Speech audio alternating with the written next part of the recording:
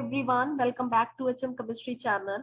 In today's video, we are going to take the few MCQs from the same topic which we are chosen yesterday. It is molecular analysis of organic compounds. Okay, so yesterday we have done few questions, and in today's class we are going to take the new questions based upon the different concept. तो अगर आपने अभी तक channel को subscribe नहीं किया तो पहले चैनल को सब्सक्राइब कर लें सो दैट आने वाली वीडियोस के बारे में आपको पता चलता रहे. So I am just going to give you the brief idea regarding the Dumas method as well as Zildal method. Okay, both these methods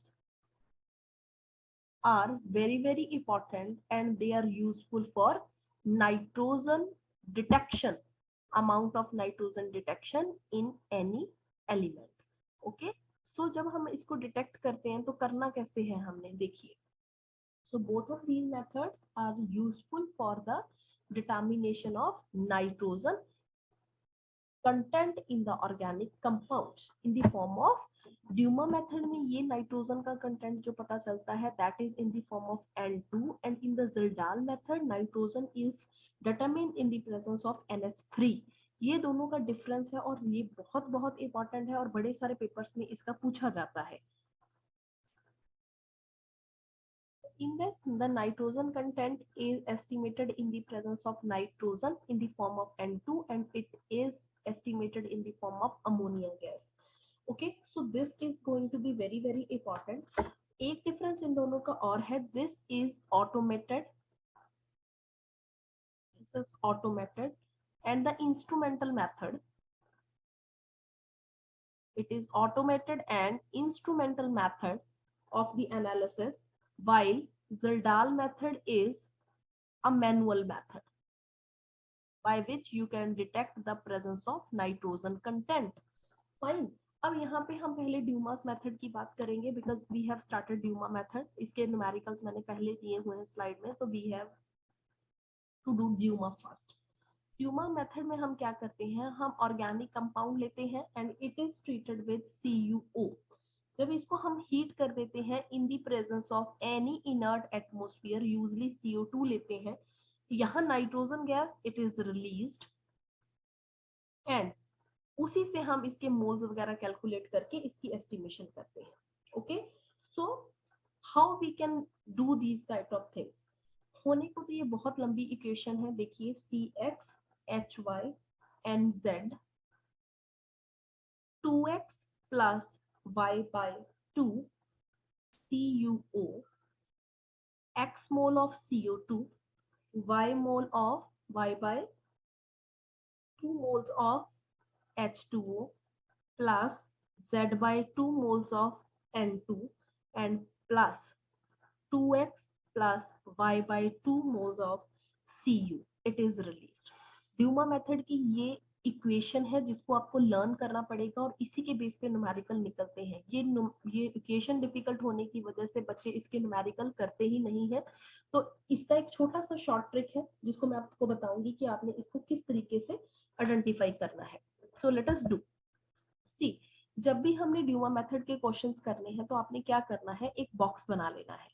box में आपने क्या करना है, एक लाइन बना लेनी है. मैंने भी ये मेथड कहीं से देखा था यूट्यूब पे and it is very good method, so I want to share with all of you. यहाँ 100 लिख लेना है. ओके, यहाँ आप लिखेंगे PVMT. M क्या है, ऑर्गेनिक कंपाउंड का मास जो गिवन होगा, T टेम्परेचर है, P प्रेशर है, V वॉल्यूम है. यहाँ पे जितनी भी कंडीशन, ये लाइन जो लिखी हुई है, लाइन का मतलब है कि जो भी कंडीशन है वो ST पे है, स्टैंडर्ड टेम्परेचर प्रेशर पे है.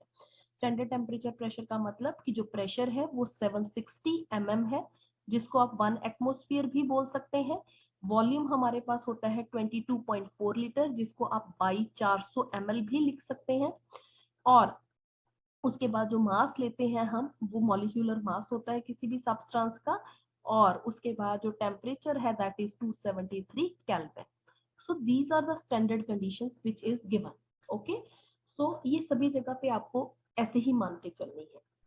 कई बार आपको प्रेशर के साथ साथ along with the pressure they can give you aqueous tension in the numericals. अगर एक्वस टेंशन गिवन हो न्यूमेरिकल्स में तो आपने क्या करना है, P माइनस टी ले लेना है यहाँ पे, ठीक है। इंस्टेड ऑफ P जो आप P लिख रहे हैं बॉक्स में, उसकी जगह पे you have to take P minus T. और यहाँ पे जब मैं फॉर्मूला बनाऊंगी परसेंटेज ऑफ नाइट्रोजन, कैसे निकालेंगे, ड्यूमा मेथड से कर रहे हैं ये हम, the help of Dumas method. How you can do that, जो लाइन के ऊपर है उसको सबसे पहले ऊपर रखना है, P डिवाइडेड बाय स्टैंडर्ड कितना होता है 760 mm मल्टीप्लाई बाय, उसके बाद हमारे पास V लाइन के ऊपर है तो ये ऊपर ही रहेगा, V divided by 22400 into mass, हमारे पास नाइट्रोजन की एस्टिमेशन है तो मॉलिक्यूलर मास ही है ना जो स्टैंडर्ड कंडीशंस पे है, divided by m into temperature नीचे था तो ये डिवाइड के साइन के नीचे ही रहेगा, तो T जो गिवन होगा वो यहाँ पे रहेगा, और स्टैंडर्ड टेम्परेचर होता है 273, वो मैंने यहाँ रख लिया, इनटू 100 कर दिया मैंने। तो डायरेक्टली जो आपका आंसर आएगा that is based upon this formula, after the calculation you are getting the answer. So this is going to be very very important, इसी तरीके से आपने क्वेश्चंस को करना है। So let us do one question based upon this.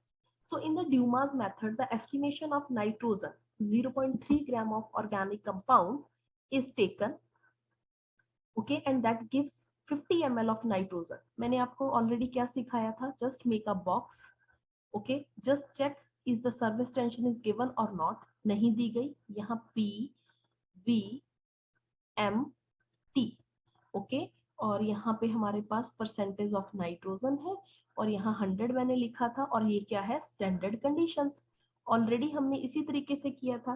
अब हमने निकालनी है परसेंटेज ऑफ नाइट्रोजन, तो देखिए परसेंटेज ऑफ नाइट्रोजन के लिए मैंने ऑलरेडी बताया था कि जो लाइन के ऊपर है वो ऊपर ही रहेगा, P divided by standard pressure that is 760 multiply by V divided by standard volume this one, उसके बाद standard mass 28 divided by given mass, standard temperature जो था that is 273 divided by temperature multiply by 100, ये formula था।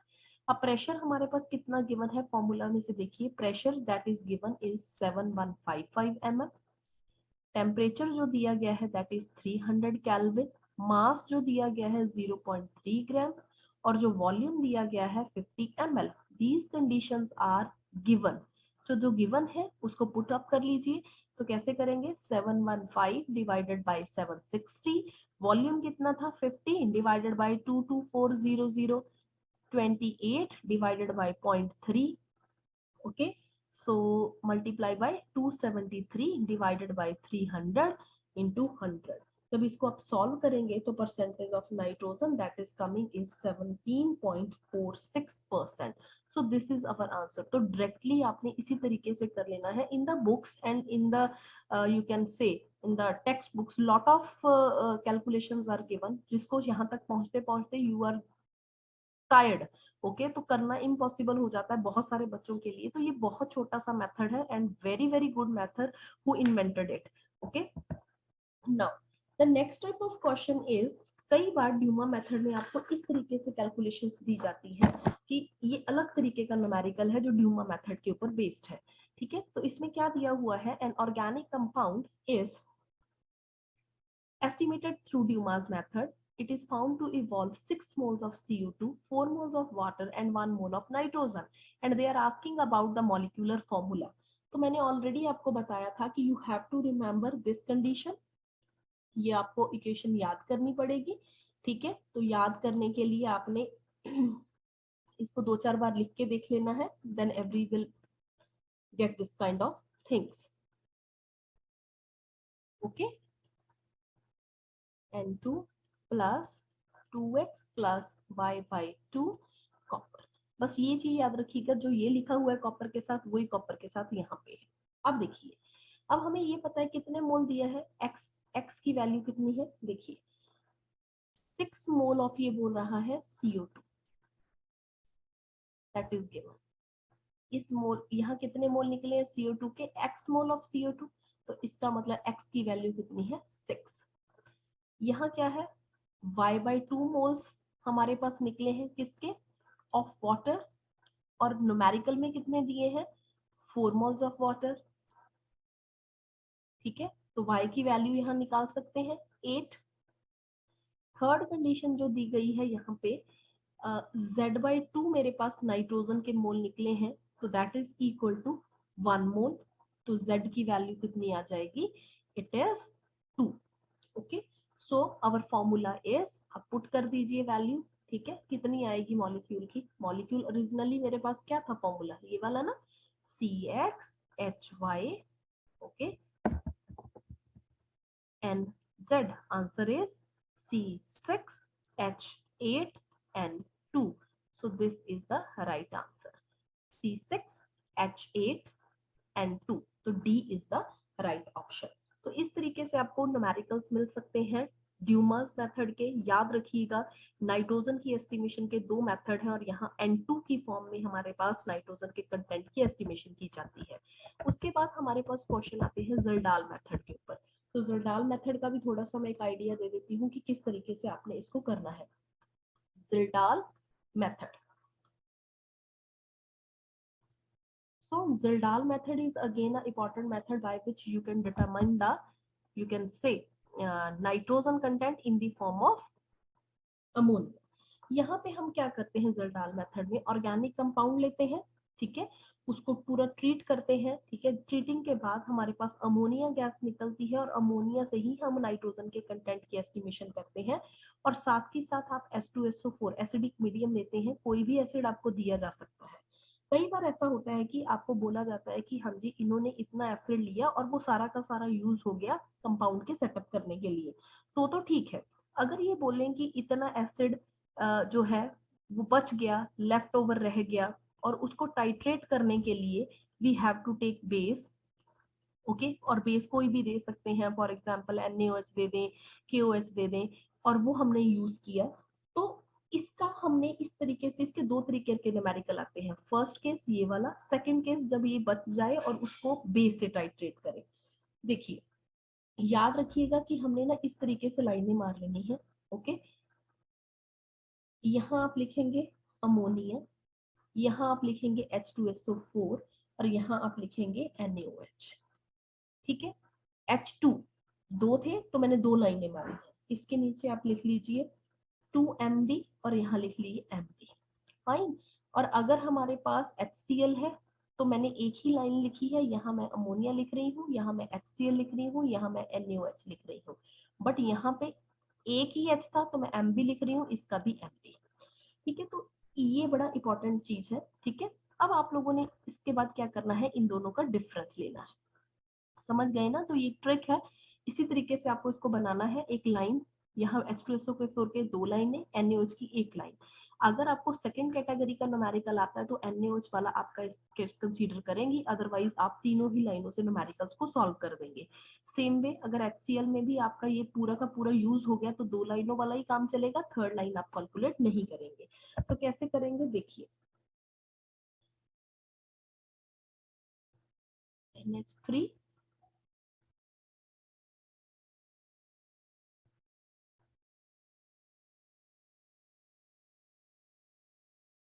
H2SO4, और यहाँ पे NaOH। मैंने बताया था कि इसके नीचे आपको 2MB लिखना है, इसके नीचे आपको MB लिखना है। उसके बाद आपको इन दोनों का डिफरेंस लेना है। ठीक है, तो आप देखिए कि इसका क्या फॉर्मूला बनेगा ज़रदाल मेथड में। देखो, ज़रदाल मेथड में जब हम परसेंटेज ऑफ नाइट्रोजन निकालते हैं, then you have to take the difference between these two, जो मैंने डिफरेंस लिखा है, multiply by 1/4 divided by weight, और ये वेट ग्राम में होना चाहिए। क्लियर, तो ये हमारे पास हो गया ज़रदाल मेथड की कैलकुलेशन। सेम वे में अगर मैं लिखूं, हमारे पास इस तरीके की कैलकुलेशन है, ये अमोनिया, ये HCl, और यहाँ पे आ गया NaOH। ये वो केस है जब हम NaOH या बेस कुछ यूज करेंगे, ये MB, ये MB। तो आपको इन दोनों का डिफरेंस लेना पड़ेगा। सेम वे में नाइट्रोजन का जो होगा, that is equal to difference into 1/4 into W, weight in gram. Okay, so this is the thing. Clear, so इस तरीके से आपको इस क्वेश्चन को करना है। सपोज करिए कि NaOH हमारा यूज ही नहीं हो रहा, कोई ऐसा न्यूमेरिकल है जहां NaOH का कोई किस्सा ही नहीं दिया कि इतना अमोनिया निकला, H2SO4 लिया, वो सारा का सारा यूज हो गया, तो आप परसेंटेज ऑफ नाइट्रोजन फिर कैसे निकालेंगे? डिफरेंस तो नहीं है, तो यहाँ पे आप 2mb लिखेंगे into 1/4 into n। Same way में अगर यहाँ पे भी NaOH का कोई यूज ना हो, फिर आप कैसे करेंगे? डिफरेंस नहीं लेंगे, फिर आप mb इंटू 1/4 इंटू w। तो इस तरीके से आप इस क्वेश्चन को कर सकते हैं। तो let us do some kind of questions based upon the Kjeldahl method. Okay, तो देखिए, तो फर्स्ट केस ज़िल्डाल मेथड का क्वेश्चन जो दिया गया है, in this the nitrogen estimation is done okay by using soil sample, और अमोनिया गैस इवॉल्व हो गई यहाँ पे इतने ग्राम सैंपल में, मींस वेट हमें गिवन दिया गया है कितना? 0.7 gram sample. Okay, neutralise 10 ml of 1 molar H2SO4, percentage of nitrogen. तो स्टेटमेंट बहुत कम्प्लेक्स होगी, सम टाइम आपको ये पढ़ के समझ नहीं आएगा कि यहाँ पे कुछ करना है या नहीं करना, पर आपको देख के इतनी चीज जरूर समझ आ रही होगी कि हमें यहाँ पे कोई भी मॉलिक्यूल में NaOH या KOH का जिक्र नहीं हुआ, तो उससे आपको ये समझ आ जाएगा कि आपने इस चीज को किस तरीके से आगे लेके चलना है। अब देखिए, मैंने आपको क्या सिखाया था कि इसके लिए आपको 3 लाइनें मारने की जरूरत है। 1 ओके, 2 ओके, यहाँ अमोनिया H2SO4 के केस में हम 2 लाइनें मारते हैं। तो क्या यहाँ पे कोई बेस लिखा हुआ है? बेस तो लिखा ही नहीं हुआ, तो बेस हम नहीं लेंगे। अगर आप बनाना चाहते हो बना लीजिए, बट बेस कोई नहीं है तो हम इसको 0 लेंगे, लेना ही नहीं है, आप लाइन मत मारिए, या फिर मान लीजिए कि इसकी वैल्यू 0 है। ठीक है, आप देखिए, मैंने बताया था कि इसकी वैल्यू होती है 2mb, और ये तो है ही नहीं है, तो परसेंटेज ऑफ नाइट्रोजन निकालने का सीधा सीधा फॉर्मूला हमारे पास था difference into 1/4 divided by W in grams, but difference तो अब यहाँ पे है ही नहीं है क्योंकि ये वैल्यू ही नहीं है, तो सीधा 2mb into 1/4 divide by W। तो 2 इंटू कितनी हमारे पास मोलैरिटी दी है? ठीक है, this is m for molarity, तो इट इज 1। वॉल्यूम कितना दिया गया है आपको? 10 ml, 1/4 डिवाइडेड बाई 0.75 ग्राम। तो इसको जब आपने सॉल्व किया तो 37.33% इसका आंसर आ जाएगा। तो ज़िल्डाल मेथड के क्वेश्चन बहुत इजी है, आप करके जाइए, इसी तरीके से आप सॉल्व करके देखिए, आपको बहुत मजा आएगा। तो it is very very interesting method. Yes, the next method is 29.5 mg of organic compound containing nitrogen, okay, was digested through the Zildal method and evolved ammonia was absorbed in 20 ml of 0.1 molar HCl, and the excess is required 15 ml of 0.1 molar NaOH। तो statement चाहे complex हो, मैंने already आपको सिर्फ यही चीजें बताई है। ज़िल्दाल मेथड आ गया तो ऐसे लाइनें मार लो, यहाँ अमोनिया लिख दो, यहाँ एक ही लाइन ड्रॉ की है क्योंकि HCl था, यहाँ बेस दिया गया है, मैंने ये लिख लिया। HCl के केस में मैंने बताया था कि MB ही लिखना है, यहाँ पे भी MB लिखना है। ओके, तो परसेंटेज ऑफ नाइट्रोजन कैसे निकलेगी? It is difference, okay, multiply by 1.4 divided by W in grams. Clear? तो डिफरेंस निकालते हैं कि इसको किस तरीके से करना है, देखिए। Yes, so let us do this.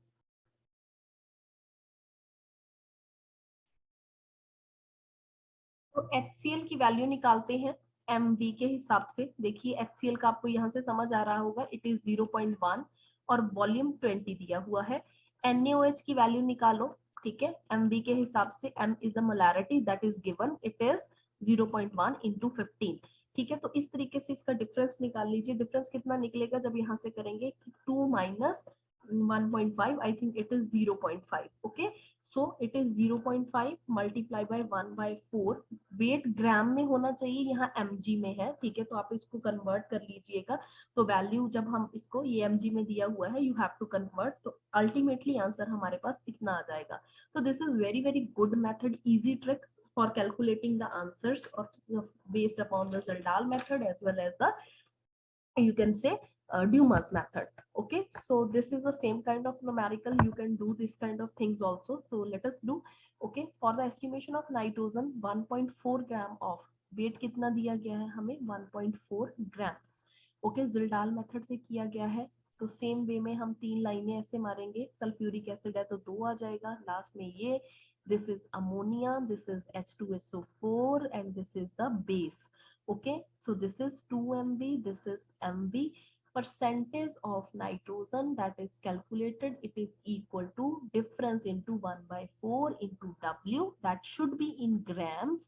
तो 2 MB निकालना है, 2 into सल्फ्यूरिक एसिड का देखिए, it is 1/10 into 60, तो वैल्यू निकालिए, it is 12.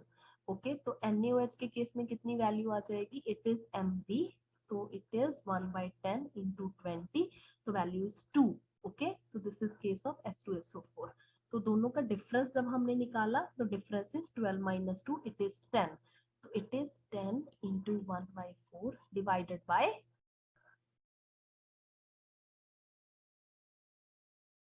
1.4. तो answer is 10%. So option number B is correct. So see how easy it is. Okay, so it is very very easy. Okay, so now we can do some questions based upon the few questions. Okay, so the sodium fusion extract obtained from the aniline, okay, on the treatment with iron and H2SO4 in the presence of air gives Persian blue color. Okay, और ये Persian blue colour जो है हमारे पास वो किसकी वजह से आता है ये पूछ रहे हैं. तो it is going to give colour due to option number A. Okay, which of the following में give blood red colour while performing the लसेज extract for nitrogen.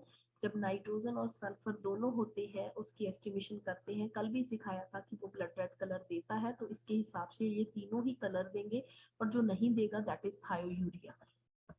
The desiccants that is useful for the absorbing water in the Liebig's method. Okay, तो कौन सा method हम use करते हैं. देखो लिबिग्स method में हमारे पास हम ये दो चीजें यूज कर सकते हैं. So answer number A and answer number C is correct. Anhydrous CaCl2 and MgSO4 ये बहुत अच्छे एब्जॉर्बेंट है और ये पानी को बहुत अच्छे से मॉइस्चर को एब्जॉर्ब करते हैं. So this one is very very good. The empirical formula of a compound, next question है CH2, to which of the hydrocarbon it belongs. देखिए CH2 है हमारे पास. ओके, सो देखिए CH2 अगर मैं लिखूं, ठीक है, हमें ये पता है कि अगर मैं अल्कीन लिखूं, अल्कीन का फॉर्मूला क्या होता है CnH2n. ओके, तो सेम वे में ये साइक्लोहेक्सेन का भी होता है CnH2n. ओके, अब यहाँ पे हमारे पास एम्पिरिकल फॉर्मूला दिया गया था CH2. ओके, अगर मैं लिखूं N इक्वल टू 2, ठीक है, अगर मैं N इक्वल टू 2 लिखूं तो यहाँ पे पुट करिए वैल्यू, तो क्या बन जाएगा, it is C2H2 into 2, it is equal to C2H4. Okay, so this is applicable for this and this. ठीक है, देखिए साइक्लो एल्केन बनाएंगे तो इस तरीके से बनेगा ना. देखिए ओके, कुछ भी बना लो आप, साइक्लोब्यूटेन बना रहे हैं, ठीक है, तो दिस इज C4 1 2 3 4 5 6 7 8. कितने हाइड्रोजन है यहाँ पे, मैं एक छोटा सा एग्जांपल बता रही हूँ आपको. कितने हाइड्रोजन है, इट इज H8. फाइन, तो C4H8 की तो एल्कीन भी होगी, समझ रहे हैं ना. तो इन दोनों का जो एम्पिरिकल फॉर्मूला होगा वो सेम होगा, तो option number B and D is correct.